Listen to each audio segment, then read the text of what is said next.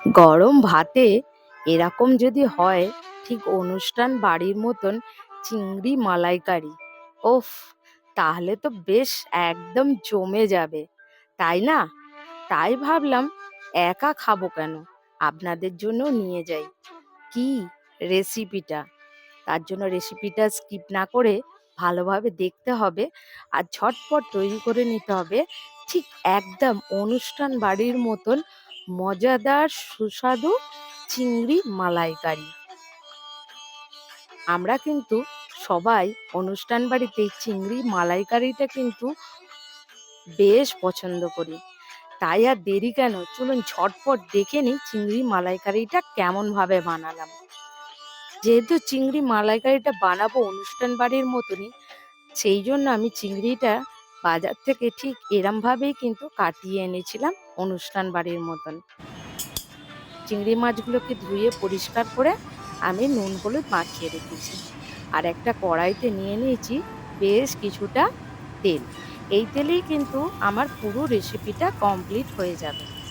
তেলটা গরম হয়ে গেছে, আমি এবারে একটা একটা করে চিংড়ি মাছ ওর মধ্যে দিয়ে দেবো। চিংড়ি মাছগুলো কিন্তু ভেজে নেব, তবে খুব বেশি চিংড়ি মাছ কিন্তু ভাজার দরকার পড়ে না, তাহলে কিন্তু চিংড়ি মাছগুলো খুব চামড়ার মতন হয়ে যায়। সেই জন্য আমি একটু হালকা গরম তেলে আমি চিংড়ি মাছগুলো দিয়ে চিংড়ি মাছগুলোকে মোটামুটি একটু ভেজে নিলাম। এখন চিংড়ি মাছগুলো আমার ভাজা কমপ্লিট হয়ে গেছে, এগুলোকে তেল থেকে আমি তুলে নিচ্ছি আলাদা একটা জায়গায়। সবকটা মাছ আমার ভাজা কমপ্লিট। এবারে ওই একই তেলে কিছু মশলা অ্যাড করব। প্রথমেই আমরা দিয়ে দেবো তেজপাতা, শুকনো লঙ্কা, কিছুটা গোটা জিরে আর কিছুটা গরম মশলা। তার মধ্যে আছে কয়েকটা দারচিনি, দুটো তিনটের মতন ছোট এলাচ আর আছে লবঙ্গ। সব কটাকে দিয়ে গরম তেলে ভালো করে একটুখানি নাড়াচাড়া করে নেব। ফোড়নটা বেশ ভাজা মতন হয়ে আসলেই এর মধ্যে দিয়ে দেবো দুটোর মতন মাঝারি সাইজের পেঁয়াজ বাটা। পেঁয়াজ বাটাটা দিয়ে তেলের মধ্যে ভালো করে নাড়াচাড়া করে নিয়ে ভালো করে মশলার সাথে কষিয়ে নিতে হবে, যতক্ষণ না পেঁয়াজের কাঁচা গন্ধটা চলে যাচ্ছে। এখন পেঁয়াজটা বেশ ভালো মতন ভাবে দেখুন তেলে আমার নাড়াচাড়া কমপ্লিট। এবারে আমি দিয়ে দিচ্ছি আদা রসুন পেস্ট। এখানে আমি 1 চামচের মতন আদা রসুনের পেস্ট ব্যবহার করেছি। এটাকেও ভালো করে পেঁয়াজের সাথে আমরা কিন্তু কষিয়ে নেব। মশলাটা এখন কষে গেছে, তেল ছেড়ে এসেছে। এ সময় কিছু গুঁড়ো মশলা অ্যাড করব। 1 চামচ হলুদ গুঁড়ো, 1 চামচ লঙ্কার গুঁড়ো দিয়ে এটাকে ভালো মতন ভাবে একটু নাড়াচাড়া করে মিশিয়ে নেব। আর এর মধ্যে দিয়ে দেবো 1 চামচ ধনে গুঁড়ো আর 1 চামচ জিরে গুঁড়ো দিয়ে আবারও এটাকে ভালো করে নাড়াচাড়া করে নিয়ে মশলাটা ভালোভাবে কষাতে হবে। আর দিয়ে দিলাম 1 চামচ নুন। নুনটা আপনারা পরিমাণ মতন দেবেন। দিয়ে এবারে সব শুদ্ধ মশলাটাকে খুব ভালো মতন ভাবে কষিয়ে নিতে হবে, যতক্ষণ না পর্যন্ত মশলা থেকে তেল ছেড়ে আসে। এই সময় দিয়ে দিলাম আর 1 চামচ চিনি।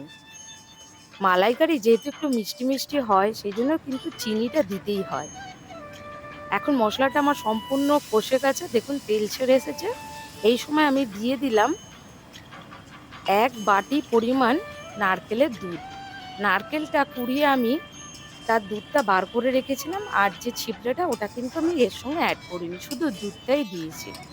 দুধটা দিয়ে এই মশলাটাকে বেশ খানিকক্ষণ আবারও কষাতে হবে। এবারে ওই পাত্রতে আরেকটু জল দিয়ে আমি এর মধ্যে দিয়ে দিলাম। আর কিন্তু এতে খুব বেশি পরিমাণে জল ব্যবহার করব না। আর এতে দিয়ে দিলাম 4-5টার মতন কাঁচা লঙ্কা, যেটাকে আমি চিড়ে দিয়ে দিয়েছি। ঝালটা আপনারা যে যেমন পছন্দ করেন তেমন দেবেন। এখন ঝোলটা কিন্তু আমার সম্পূর্ণ রেডি হয়ে গেছে। এর মধ্যে আমি দিয়ে দেবো চিংড়ি মাছগুলো। চিংড়ি মাছগুলোকে দিয়ে একটু ভালো মতন ভাবে নাড়াচাড়া করে নিতে হবে ঝোলের মধ্যে। দিয়ে এটাকে ফুটতে দিতে হবে 10-15 মিনিটের মতন। তবে রান্নাটা খুব তাড়াতাড়ি হয়ে যায়, খুব সহজে আর খুব কম উপকরণে। এখন কিন্তু ঝোলটা একদম রেডি হয়ে গেছে। চিংড়ির মালাইকারি আমাদের কিন্তু একদম রেডি। এই সময় আমরা দিয়ে দেবো 1 চামচ মতন গরম মশলার গুঁড়ো। গরম মশলা দেওয়ার পর 8 মিনিট 5 মতন ফুটিয়ে নিলেই রেডি হয়ে যাবে অনুষ্ঠান বাড়ির মতন চিংড়ির মালাইকারি। তাহলে আর দেরি কেন? তৈরি করুন আর সকলের মন জয় করে নিন। ভিডিওটা আপনাদের কেমন লাগলো অবশ্যই কিন্তু আমাকে কমেন্টে জানাবেন। আর যদি ভালো লাগে লাইক শেয়ার করতে কিন্তু একদম ভুলবেন না। আর যারা নতুন রয়েছেন আমার চ্যানেলে তাদেরকে অনুরোধ করব চ্যানেলটিকে সাবস্ক্রাইব করে নেওয়ার জন্য। ওকে, তাহলে আজকের মতন চললাম। টাটা।